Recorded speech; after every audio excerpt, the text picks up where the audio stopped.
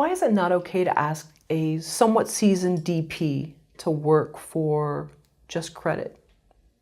Or do you not even see this done anymore? I think it is actually okay sometimes. I don't think that it's not okay.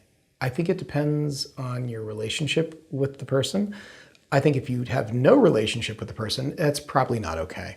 I think if you do have a relationship with the person and they understand and believe what it is that you're trying to do, they may want to experiment. I remember, I remember several DPs in the early days of DV all going out and doing free jobs because they were curious about this new format. They were curious. They were going to get to learn something. They were going to get to play around. If you're offering someone an interesting opportunity and you don't have any money, I don't think that should necessarily stop you. But I think that you should be conscientious about who you're asking and what it is that you're offering, because it might be something that is very interesting or maybe not interesting to them at all. So you don't feel it's unethical? I know there's this whole debate over people who aren't paid on a film set. Yeah, no, I don't think it's unethical. I think that everyone has to start somewhere, and not always do those people have money.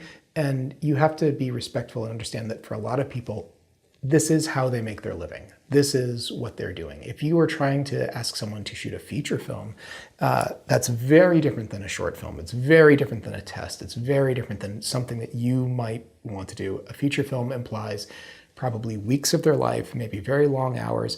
And so I think that people who make that ask don't necessarily understand what they're asking someone to give up, because you're also asking them to give up the part of the equation, which is trading their time for money. So not only are they saying, I'm not going to receive any money from you, they're also committing to not make money from someone else. And that really can be a big ask for someone. Working with a camera is 80% technical, 20% storytelling, would you say? Or is the breakdown a little different? I think that if you can make it 50-50, you're in a good place. I think if you can be 50 technical, 50 storytelling, you're in a good place. I would say that most people tend to be about 70 or 80 storytelling and 20% camera, but that's my experience. I'm going to use the C word again, close your ears. Has short form content cheapened the art of filmmaking? Yes. Just unequivocally yes.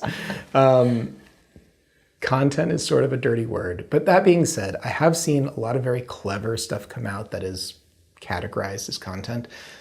I think the big issue is that there's just so much more content now that it dilutes and degrades the perception of filmmaking, because all these people who are making content are saying it's a film. They're saying it's filmmaking. They're saying it has discipline.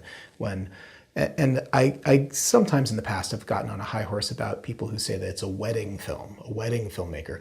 I don't believe that people go to theaters to pay money to watch someone's wedding video. So again, it's just semantics, but I feel like if we can be a little bit more clear, if you say I made this commercial, a regional commercial, there's no shame in that. There's no shame in saying that you shot a wedding.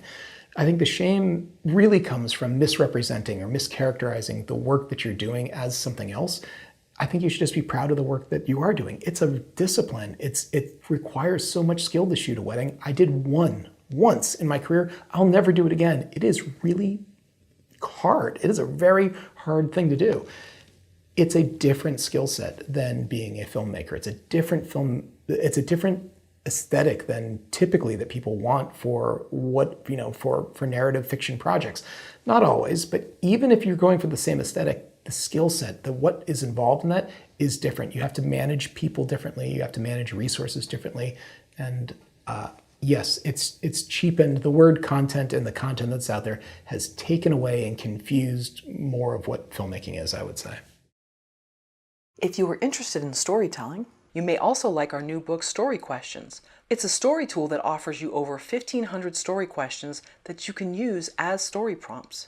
It's packed with over 40 categories, so whether you are in the brainstorming stages, developing characters, dialogue, or rewriting, it can help you at every stage of the writing process. Think about this statement. Most powerful stories are just great answers to strong questions. We've linked up to story questions in the information section below.